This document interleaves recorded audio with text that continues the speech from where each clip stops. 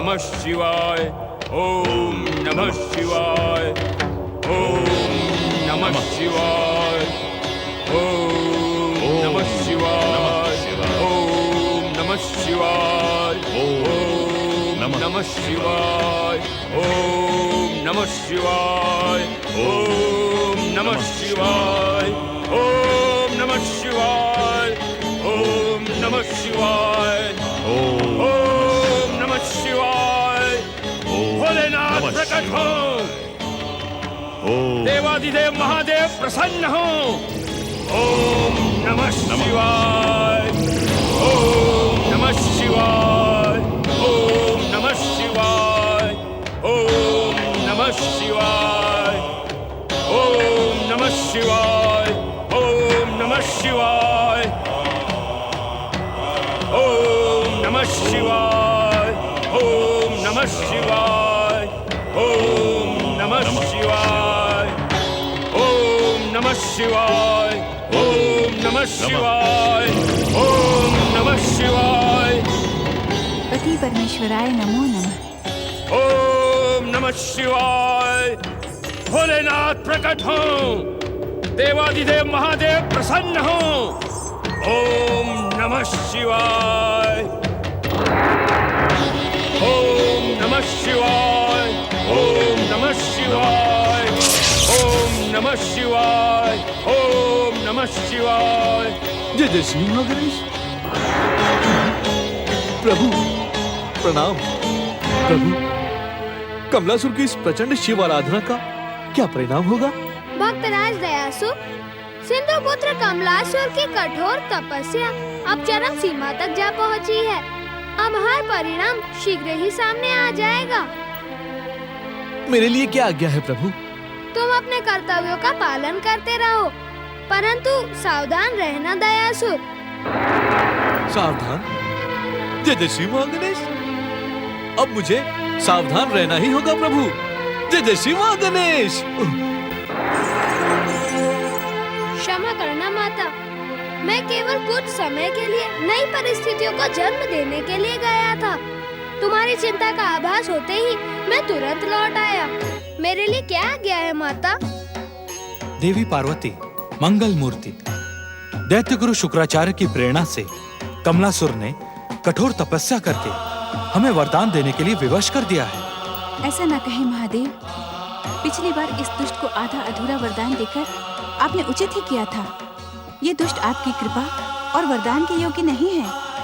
इसे वरदान देना अनर्थकारी हो सकता है। हाँ पिताश्री, कमलासुर की तपस्या का उद्देश्य केवल और केवल प्रतिशोध है। तो तुम दोनों क्या चाहते हो? क्या हम तपस्या और आराधना की परंपरा को ठुकराकर कमलासुर को वरदान न दें?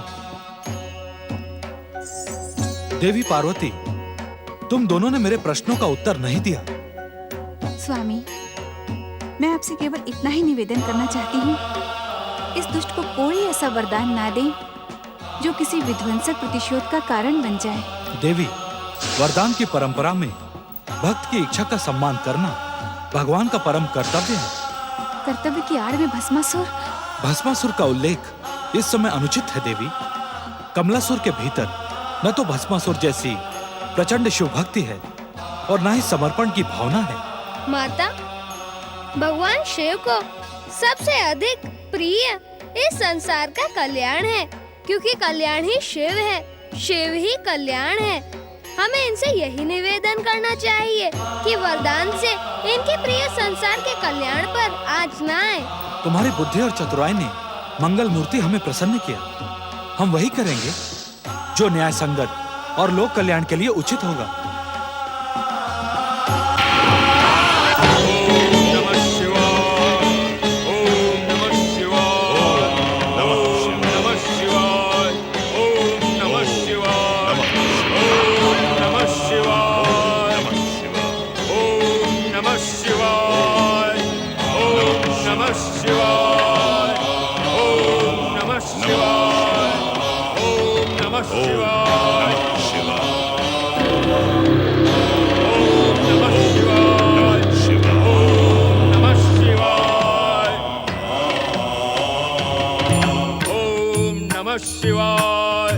ओम नमः शिवाय।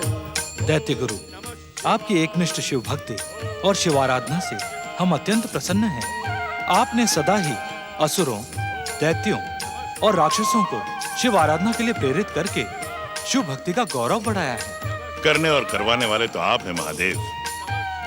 मैं तो केवल आपका एक साधारण सेवक हूँ। दैत्य गुरु, आपकी सरलता ने मुझे और भी प्रसन्न किया है। आप जो चाहेंगे हम वो प्रदान करेंगे। कहिए, आपकी क्या मनोकामना है? मैं अपने लिए कुछ नहीं चाहता।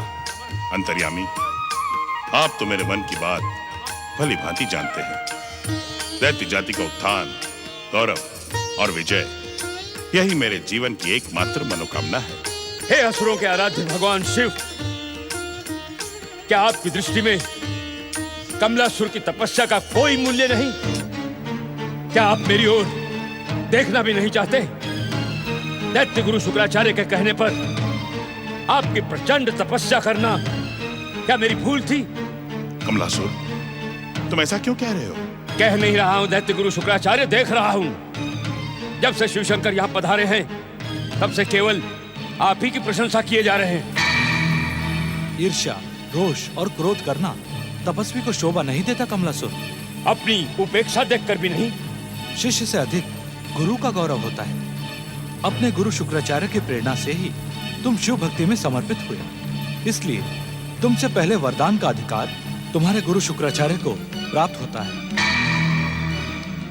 परंतु तुम निराश न हो, तुम भी अपनी तपस्या के अनुसार हमारी कृपा और वरदान का अधिकार पा सकते हो। शिव भक्ति का प्रचार प्रसार करने वाले दैत्य गुरु शुक्राचार्य, आज आप हमसे अपने लिए कोई भी वरदान मांग सकते हैं। हम आपको दुर्लभ से दुर्लभ सिद्धि और निधि देकर प्रसन्न होंगे। कहो, आपकी क्या मनोकामना है? मेरी मनोकामना केवल और केवल दैत्य जाति का उत्थान है महादेव।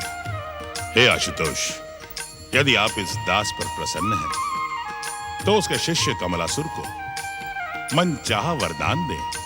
अर्थात कमलासुर को वरदान देना आपकी मनोकामना को पूरी करने के समान होगा।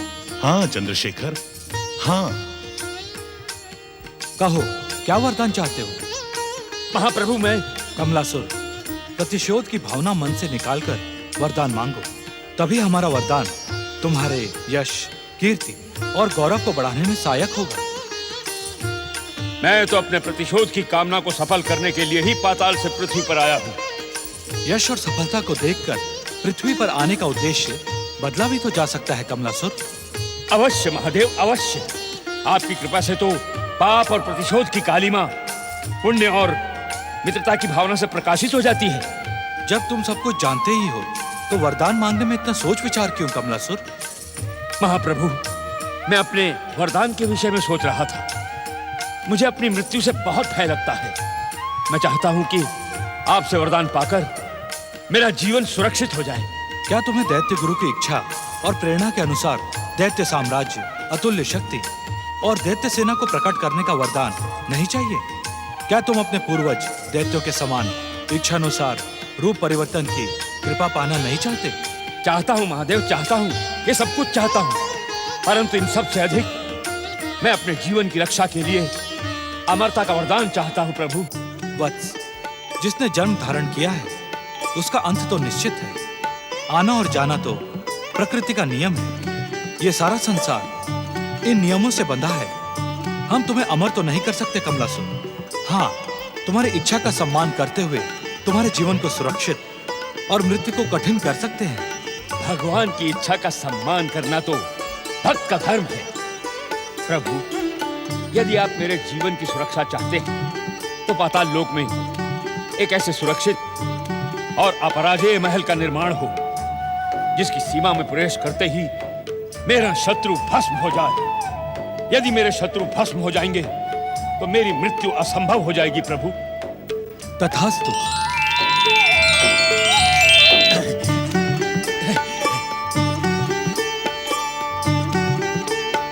हम पातालोक में इच्छित महल के साथ अतुल्य शक्ति और इच्छानुसार रूप परिवर्तन करने की तुम्हारी कामना पूरी करते हैं। वरदानी कमलासुर, हम तुम्हें एक बार फिर सावधान करते हैं। प्रतिशोध की भावना अपने मन से निकाल दो, तभी तुम हमारे वरदान का लाभ उठा पाओगे। वत्स कमलासुर, शिव कृपा से तुम्हारा मन चाहा वरदान तुम्हें मिल गया है। अब तुम सबसे पहले विशाल और विजयी दैत्य साम्राज्य की स्थापना करोगे। उसके बाद एक एक करके तुम्हारी सारी मनोकामनाएं पूरी हो जाएंगी। पुत्र कमलासुर, अपने प्रतिशोध की बात कभी न भूलना पुत्र।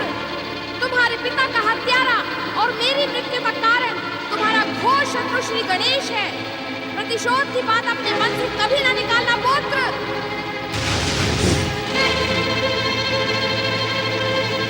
प्रतिशोध, मेरा प्रतिशोध अवश्य पूरा होगा, अवश्य।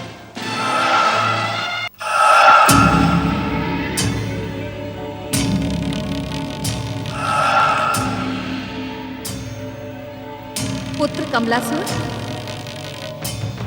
माँ, पुत्र कमलासुर, विहंगा माँ, माँ, क्या तुम फिर से जीवित हो उठी? तुम कहाँ हो माँ? मेरे सामने क्यों नहीं आती? मैं तुम्हारे सामने हूँ, परंतु तुम मुझे नहीं देख सकते। क्यों? क्यों नहीं देख सकता माँ मैं तुझे? क्यों नहीं देख सकता? क्योंकि आत्मा को देखा नहीं जा सकता। मैं तुमसे बहुत दूर चली गई हूँ, परंतु तुम्हारे प्रेम में विक्षिप्त मेरी आत्मा सदा तुम्हारे आसपास भटकती रहती है। माँ, पुत्र, अगर मेरी भटकती हुई आत्मा को शांति पहुंचाना चाहते हो तो प्रतिशोध लो। अपने पिता के हत्यारे से प्रतिशोध, अपनी माता को मृत्यु के मुंह में धकेलने वाले से प्रतिशोध। प्रतिशोध। हाँ माँ, सबसे पहले मैं प्रतिशोध ही लूंगा। अपने शत्रुओं की नाक में नकेल डालकर उन्हें अपने वरदानी महल में ले जाकर भस्म कर दूंगा। मेरा प्रतिशोध पूरा होने से तुम्हारी भटकती हुई आत्मा को अवश्य शांति मिलेगी माँ, अवश्य शांति मिलेगी। जय जय श्री मां गणेश। प्रतिशोध से कभी शांति नहीं मिलती वरदानी कमलासुर। प्रतिशोध तो स्वयं को ही नष्ट कर डालता है। वो तुम्हारे लिए शिव कथन नहीं, शिवाज्ञा थी। प्रतिशोध को भूल कर ही तुम अपने वरदान का लाभ उठा सकते हो। नहीं दयासुर, नहीं, न तो मुझे तुम्हारा कोई उपदेश सुनना है और न ही मुझे शिव आज्ञा माननी है। मुझे तो केवल अपने शत्रु गणेश का अंत करना है, अंत, बस। गंग गंग गंग गंग गंग, तुम अपने अंत की भूमिका क्यों बना रहे हो मूर्खासुर? भूल जाओ अपने प्रतिशोध को। भूल जाऊं अपने पिता की निर्मम हत्या करने वाले को? भूल जाऊं जिसने मेरी माता को मृत्यु के मुंह में धकेला? उसे भूल जाऊं? नहीं दयासुर, नहीं। अपने शत्रु को दंडित किए बिना मैं कुछ नहीं भूल सकता, कुछ नहीं। जय जय श्री महागणेश। यदि तुम कुछ नहीं भूल सकते तो मैं तुम्हें भूल जाता हूँ। जय जय श्री महा। दयासुर, वरदानी होने के कारण अब मेरे भीतर भी तुम्हारे जैसी ही शक्तियां हैं। इन सिद्धियों का खेल दिखाकर मुझे चकित करने की भूल न करना। बताओ, मेरा शत्रु कहाँ है? बताता हूँ, परंतु इसे थोड़ा पीछे कर लो। कंठ में चुभता है।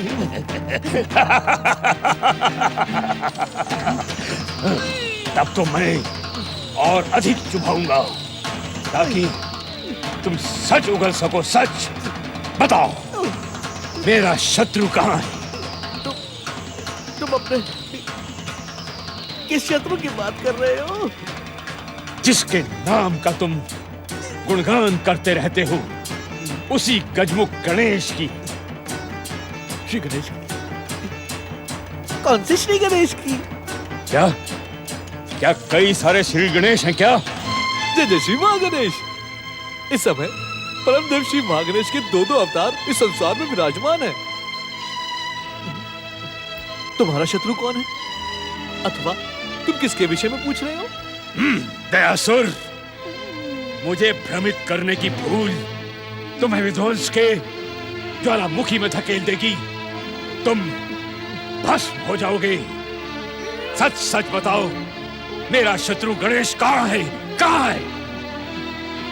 एक श्री गणेश तो अपनी माता पार्वती के साथ कैलाश पर है और दूसरे वे भी अपनी माता के साथ अदिति आश्रम में है। एक बात बिना पूछे बता देता हूँ मूर्खासुर, तुमने तो केवल इस खड़क को मेरे कंठ पर चुभाया है, वे चुभाते नहीं पार लगा देते हैं। जय जय श्री मां गणेश। पुत्र कमलासुर, प्रतिशोध, प्रतिशोध, प्रतिशोध, प्रतिशोध, प्रतिशोध, प्रतिशोध। माँ, माता का प्रतिशोध मैं माता से लूंगा, माता से। तुम चिंता मत करो माँ, मैं अपनी वरदानी शक्ति का प्रयोग प्रतिशोध में लगाकर तुम्हारी भटकती हुई आत्मा को शांति प्रदान करूंगा।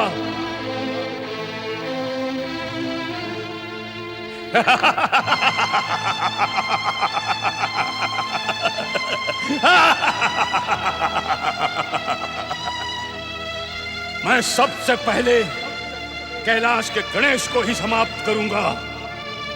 गणेश, गणेश! ओम नमः शिवाय, ओम नमः शिवाय, ओम नमः शिवाय, ओम नमः शिवाय, ओम नमः शिवाय।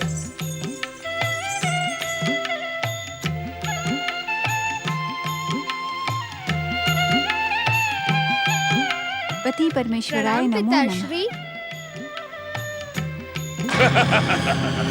प्रतिशोध, प्रतिशोध, प्रतिशोध।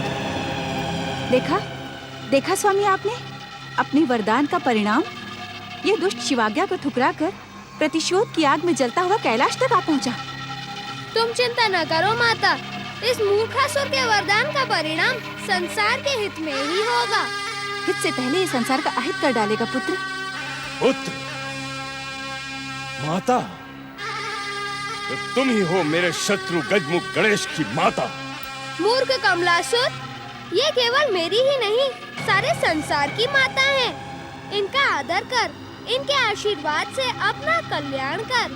शत्रु को आदर नहीं, दंड दिया जाता है, दंड। और तुम दोनों ही मेरे शत्रु हो। मैं तुम दोनों से प्रतिशोध लूंगा। मेरी वरदानी शक्ति। तेरी वरदानी शक्ति का अंत हो जाएगा मूर्ख। भला चाहता है तो प्रतिशोध की बात भूलकर लौट जाए यहाँ से। तुझे और तेरी माता को दंडित करके मैं प्रतिशोध की बात को अवश्य भूल जाऊंगा। अभी तो तू संभाल मेरा प्रहार।